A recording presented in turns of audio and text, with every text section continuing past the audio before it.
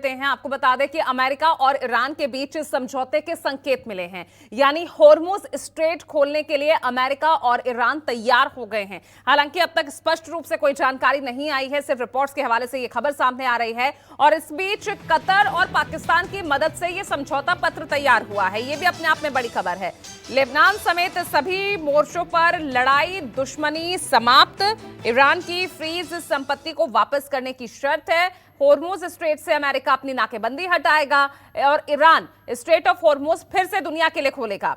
और ईरान के इर्द गिर्द जो तैनात अमेरिकी सुरक्षा बल हैं उनकी भी वापसी होगी। न्यूक्लियर पर समझौते के लिए 30 दिन का वक्त मिलेगा।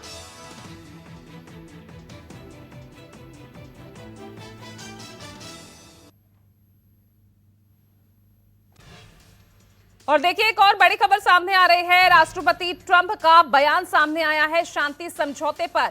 ईरान के साथ डील के करीब हैं, दोनों देशों के बीच बातचीत अच्छी चल रही है। स्ट्रेट ऑफ होर्मुज फिर से खुलेगा, डोनाल्ड ट्रंप का यह महत्वपूर्ण बयान। हमारे साथ वरिष्ठ सहयोगी संजीव त्रिवेदी लगातार बने हुए हैं। संजीव, अब वाकई लग रहा है कि समझौता हो जाएगा, क्योंकि अब तो डोनाल्ड ट्रंप का जो ताजा बयान आया है वो भी कुछ पॉजिटिव इंडिकेशंस दे रहे हैं।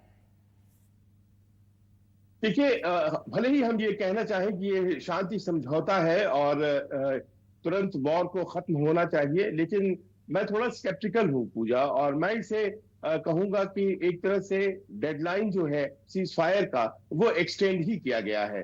क्योंकि अभी क्या किया है कि दुश्मनों ने अपनी बंदूकें टेबल पर रख दी हैं और बातचीत के लिए तैयार हो गए हैं। इससे फायदा क्या है? इससे फायदा ये है कि जो रीजनल वॉर तुरंत होने वाला था और लग रहा था आज या कल में एक बार फिर से हमला करने वाला है अमेरिका और ईरान हमले के लिए तैयार हो रहा था, वो टल गया है। और उसके टलने का असर क्या हुआ है? तो पूजा, उसके टलने का असर ये हुआ है कि दुनिया के बाजारों में तेल की जो कीमतें थी वो वैसे ही इन संकेतों के आधार पर परसों थोड़ा कम गई थी, जब लगा था कि कोई शांति समझौता हो सकता है, और इस शांति समझौते के आने के बाद और भी ज्यादा घट गई और अभी वो 94 से $96 प्रति बैरल के हिसाब से चल रही है, जो कि बस कुछ ही दिन पहले $110 प्रति बैरल थी। इसके अलावा जो अमेरिका के मार्केट्स हैं, डाउ जोन्स जिसको बोलते हैं, वो आसमानी उछाल ले रहा है। तो सब कुछ बेहतर हो गया है, ये तो एक पक्ष है। दूसरा पक्ष तो ये है कि बातचीत आखिरकार अभी भी बाकी है। देखिए, बंदूकें रखी गई हैं टेबल पर, बातचीत शुरू होती है, और बातचीत अगर शुरू होगी तो उसके लिए क्या करना पड़ेगा?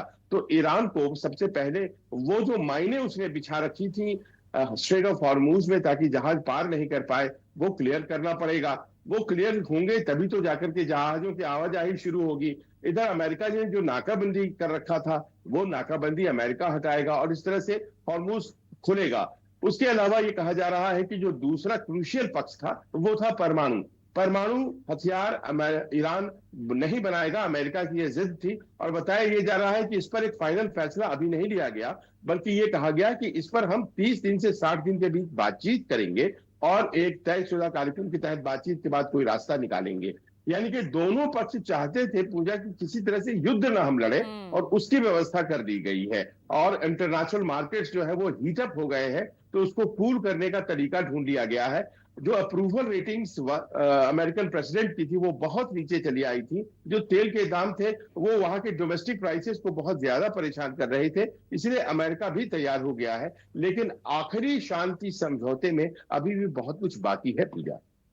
तो अब ऐसे में संजीव, अब आम जनता इसे कैसे ले? अब दोनों ही देश अपने अपने हित साधने के लिए जो पूरी दुनिया को जिस तरह से जिस असमंजस की स्थिति में डाला हुआ है, क्या करे आम आदमी? इन हालातों को कैसे समझे? थोड़ा वो भी शांति से बैठे या नहीं, या खतरे की घंटी लटकी रहेगी अगले 30 दिन भी? देखिए, जब तक खुद को मुश्किल ना आए तब तक कोई व्यक्ति इलाज नहीं ढूंढता है।